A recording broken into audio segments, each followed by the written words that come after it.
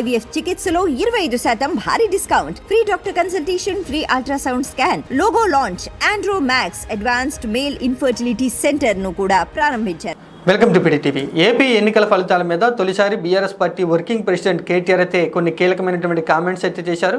తొలిసారిగా ఏపీ ఎన్నికల మీద స్పందిస్తూ వైఎస్ జగన్మోహన్ రెడ్డి ఏపీ ప్రజలకు అనేక సంక్షేమ పథకాలు ఇచ్చినా కూడా ఓడిపోవడం అనేది ఆశ్చర్యాన్ని కలగజేసిందని, వైఎస్ జగన్మోహన్ రెడ్డి ఓడిపోయినా కూడా 40% ఓట్ బ్యాంక్ అనేది రావడం మామూలు విషయం కాదు అని, ఎన్నికల్లో జనసేన పార్టీ అధినేత పవన్ కళ్యాణ్ విడిగా పోటీ చేస్తుంటే ఫలితాలు వేరే రకంగా ఉండేయంటూ తన అభిప్రాయాన్ని వ్యక్తం చేయడం జరిగింది. ఇంకా ఏపీ ఎన్నికల ఫలితాల్లో కాంగ్రెస్ పార్టీ అధ్యక్షులైనటువంటి షర్మిల గురించి కూడా కేటీఆర్ కొన్ని కీలకమైనటువంటి కామెంట్స్ అయితే చేయడం జరిగింది. ఏపీ ఎన్నికల్లో వైఎస్ జగన్మోహన్ రెడ్డిని ఓడించడానికే షర్మిలను ఒక పావుగా వాడుకున్నారని, ఏపీ రాజకీయాల్లో షర్మిల వల్ల ఏమీ కాదు అంటూ కూడా ఆయన వ్యాఖ్యలైతే చేయడం జరిగింది. తెలంగాణలో పార్టీని పెట్టి ఎలా అయితే కాంగ్రెస్ పార్టీలో విలీనం చేశారో ఏపీ రాజకీయాల్లో కూడా షర్మిలకు అంత ప్రాముఖ్యత, ఆమె వల్ల ఏమీ కాదు అనేటువంటి ఒక అభిప్రాయాన్ని వ్యక్తం చేయడం జరిగింది. ఎప్పుడూ ప్రజల్లో ఉండేటువంటి వైఎస్ఆర్ కాంగ్రెస్ పార్టీ చెందినటువంటి ధర్మవరం మాజీ ఎమ్మెల్యే కేతిరెడ్డి కూడా ఓడిపోవడం అనేది తమకు ఆశ్చర్యాన్ని కలగజేసిందని, ప్రజలు రాజకీయ పార్టీలు పెట్టుకున్నటువంటి అంచనాలకు భిన్నంగా ఓట్లేస్తూ ఉన్నారని, ప్రజల యొక్క మనస్తత్వాలని, వారి యొక్క అభిప్రాయాలని రాజకీయ పార్టీలు గ్రహించలేకపోతున్నాయంటూ కూడా కేటీఆర్ తన అభిప్రాయాన్ని వ్యక్తం చేయడం జరిగింది. ఇంకా తెలంగాణ రాష్ట్రంలో బీఆర్ఎస్ పార్టీ ఓటమి గల కారణాలు కూడా కేటీఆర్ అయితే విశ్లేషణ చేయడం జరిగింది.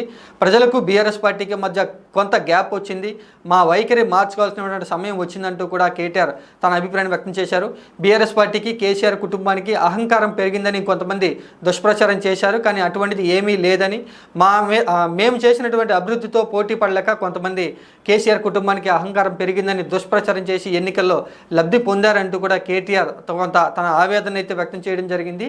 హైదరాబాద్లో అన్ని చోట్ల కూడా మేము గెలిచాం, చేసినటువంటి అభివృద్ధిని చెప్పుకోలేకపోయామంటూ అందుకనే ఓడిపోయాము అనేటువంటి ఒక అభిప్రాయాన్ని వ్యక్తం చేయడం జరిగింది. మొత్తంగా కేటీఆర్ కామెంట్స్ అయితే ఏపీ రాజకీయాల్లో కొంత సంచలనంగా మారాయని చెప్పుకోవచ్చు. సంక్షేమ పథకాలు ఇచ్చినా కూడా ఓడిపోవడం ఆశ్చర్యాన్ని కలగజేసిందని, అయినా కూడా వైఎస్ జగన్మోహన్ రెడ్డికి 40% ప్రజానీకం ఓట్లు వేశారు, అది మామూలు విషయం కాదు.